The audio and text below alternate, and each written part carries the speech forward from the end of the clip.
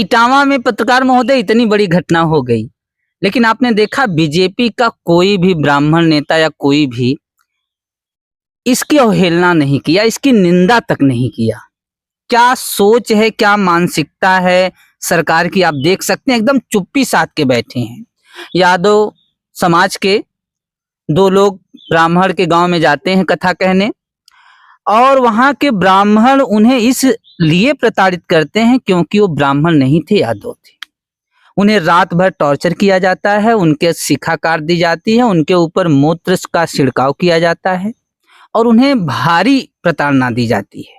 लेकिन कोई भी बीजेपी का नेता, यहाँ तक कि उत्तर प्रदेश के मुखिया भी इस पर मौन रहते हैं, कुछ नहीं बोलते हैं। अगले दिन समाजवादी पार्टी के राष्ट्रीय अध्यक्ष अखिलेश यादव ने उन प्रताड़ित कथावाचकों को बुलाया और उन्हें सम्मानित किया, और सम्मानित करने के बाद अब लोग कह रहे हैं कि अखिलेश यादव ने सही नहीं किया। अरे भाई, अखिलेश यादव ने गलत क्या किया? उन्होंने तो सम्मान ही तो दिया, और क्या गलत किया? क्या भगवान या कथा कहना किसी एक धर्म विशेष का है, किसी एक जाति विशेष का है? क्या यह केवल ब्राह्मणों का अधिकार है? आप बताइए, भागवत किसने लिखा? रामायण किसने लिखा? आपको पता होना चाहिए। जिसने भी लिखा वो ब्राह्मण नहीं थे, तो फिर उसको कहने वाले केवल ब्राह्मण ही क्यों? क्या ओबीसी समाज, एससी एसटी समाज केवल कथा को सुन सकता है? कह नहीं सकता। पंडित किसे कहते हैं? पंडित वो होता है जो ज्ञानी हो, जिसको हर चीज का ज्ञान हो, वो पंडित कहलाता है। पंडित कोई भी हो सकता है। कहा जाता है जात न पूछिए साधु से, पूछ लीजिए ज्ञान। साधु से जाति नहीं पूछी जाती, साधु की कोई जाति नहीं होती। अगर आपको ज्ञान है, आपको तरीका है, सलीका है, तो आप कथा कह सकते हैं, इसमें कोई बाउंडेशन नहीं है। लेकिन देखिए, राजनीति हो रही है, ब्राह्मण हमारा है, यादव हमारा है, राजनीति हो रही है, प्रदेश के आम मुद्दे गायब है। आपको पता होगा इसमें सरकार स्कूलों को बंद कर रही है, गरीबों की शिक्षा को लूट रही है। लगभग 5000 स्कूल प्राइमरी बंद होने वाले हैं। इस मुद्दे को भटकाने के लिए एक नया मुद्दा आ गया, खेलो भैया मुद्दा, उसके बाद शिक्षा गई।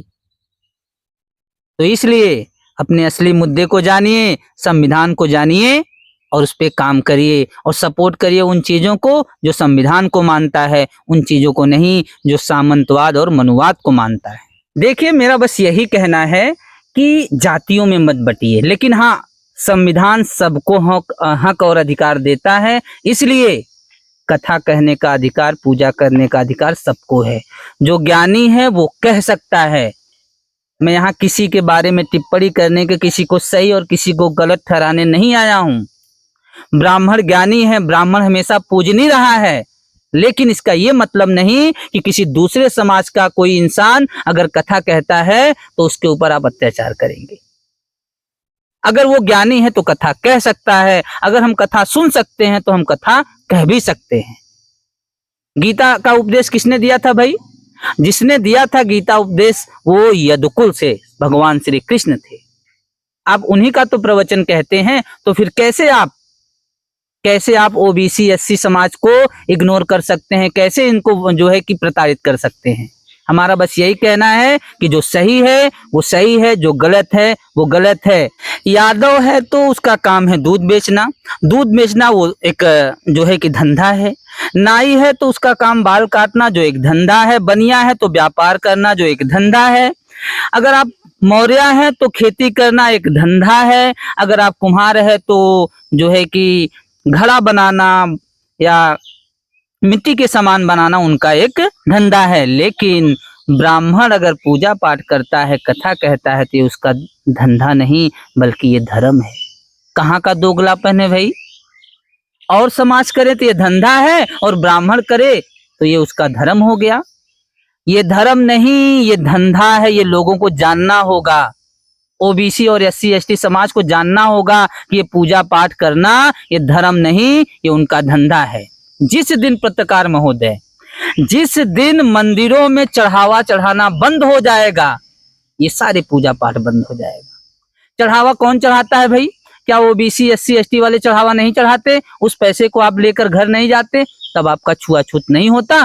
लेकिन एक ओबीसी का, एक एससी एसटी का इंसान प्रवचन कह दे, कथा कह दे या मंदिर चला जाए तो अछूत हो जाता है, और उसका पैसा आपके घर जाता है तो अछूत नहीं होता। कहाँ का दोगलापन है भाई? तो लोगों को जानना होगा, ये धर्म नहीं, ये धंधा है, और ये देश संविधान से चलेगा, मनुवाद और सामंतवाद से नहीं चलेगा।